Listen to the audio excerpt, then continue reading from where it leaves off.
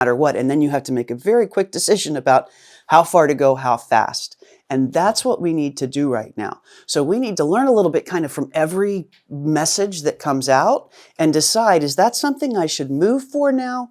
Or should I wait and let the outfielders get that, because it might come back the other way more quickly than I can move. So here's the thing with a shortstop, right? We're agile, we're on our tiptoes, we're ready to move either way. But once we push off to the right, it takes a long time to stand back up and push back to the left. So we only want to push off to the right if we're sure that's the way the ball's going to go. So here are some of the things that are coming up that we really don't know what the impact is going to be on our businesses.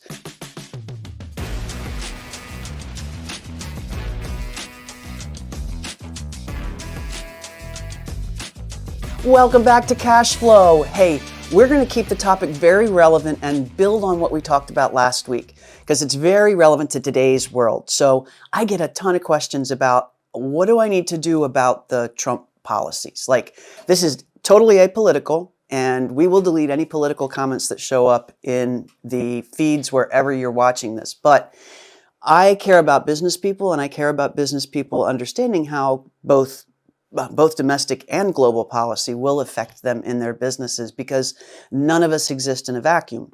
So right now we exist in a world where there are new policies with a new administration. And so people say to me, hey, Pam, how do I react to that? And I'm like, you know what the reality is? You don't know how to react to that right now. And here's why. Things are going really fast. Okay, so first of all, let's take an example. Trump pops into office, and first thing out of his mouth, we're going to do tariffs. We're going to do 25% tariffs here, 50% tariffs there, 100% tariffs here. So all of a sudden, kind of everybody pitches over this way and goes, okay, let me prepare my business for tariffs.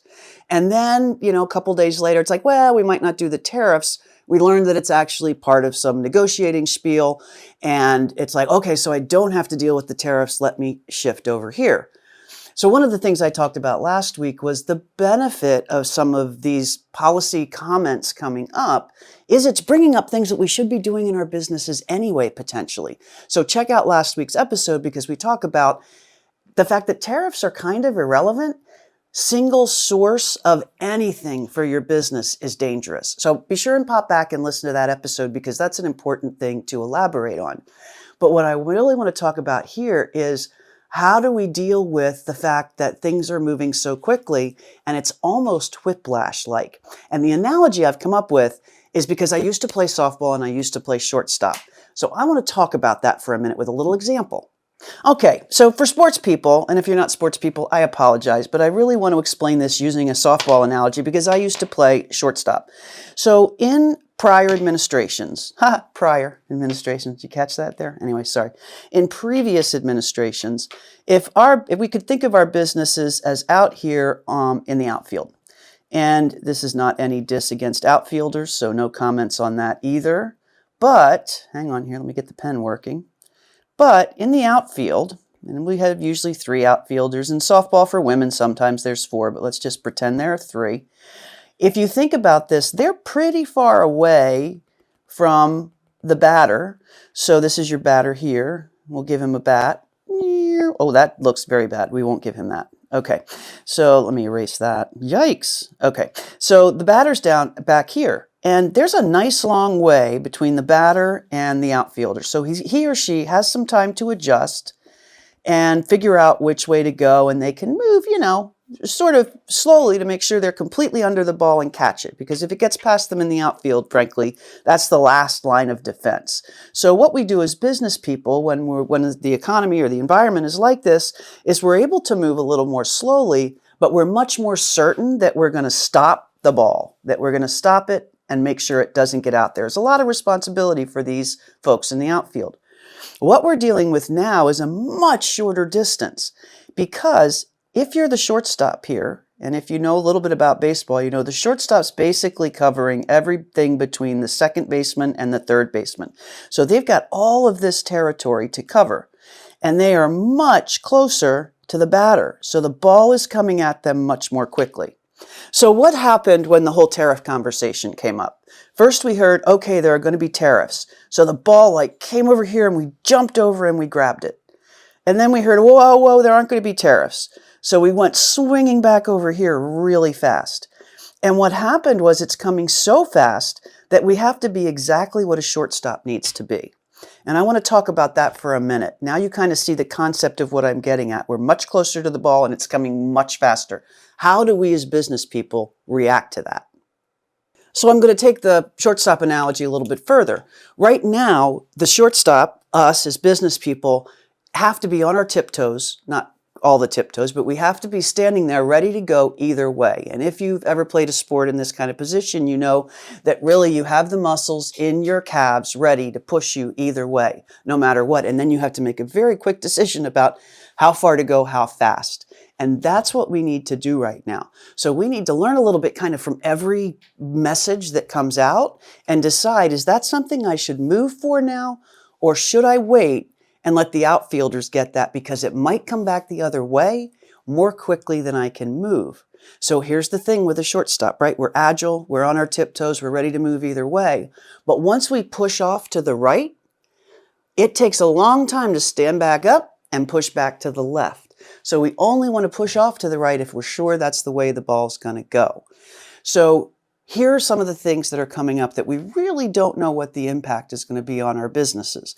As it relates to immigration, are we going to lose some of the workforce? Is that going to affect us as a business? Is that going to affect our providers as a business? Do either us or our providers or our customers rely on immigrant labor for the businesses? So we just need to be aware of that.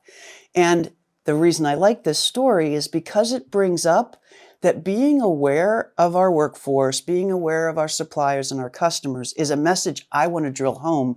And quite frankly, I'm using Trump and his back and forth to make this point. We need to be ready for any eventuality. Everything moves faster now. Internet moves faster. We can communicate faster. Technology moves mind-numbingly fast. One of the big topics we're going to talk about here on our podcast, in fact, in the next couple of episodes, is how AI can actually replace your CFO. And I think it's important for us to always be on our tiptoes like a shortstop now, because I think the days of being in the outfield and being able to be the last line of defense and take the time to decide which way to go may be past globally, not just in the US. So that's kind of my message. Be aware. If there are three things that I would tell you to do here, no, there are three things I'm going to tell you to do here, is number one, know your customers and what they rely on for their business. People, supplies, money, cash flow. Know your vendors or anybody you're purchasing things from. If you're a coach, know your contractors, know your employees, and know what influences them as it applies to immigration, tariffs, their cost of living, inflation, interest rates. There's almost any of these stories you're hearing on the internet or on news. I hear them on the internet. I don't watch news anymore. I just watch a couple of business channels and get the news that way. But whatever you're hearing is something that you can always go, oh, okay, how would that affect my business if it happens? And that's not Trump-centric. That's something we should be doing anyway. And I think we've had the luxury of maybe being able to avoid that in the past. But I keep now sort of a list of, what are the different things that could happen economically, and what would I do about each one of them? How does it affect my clients? How does it affect each of my bookkeepers or my contractors?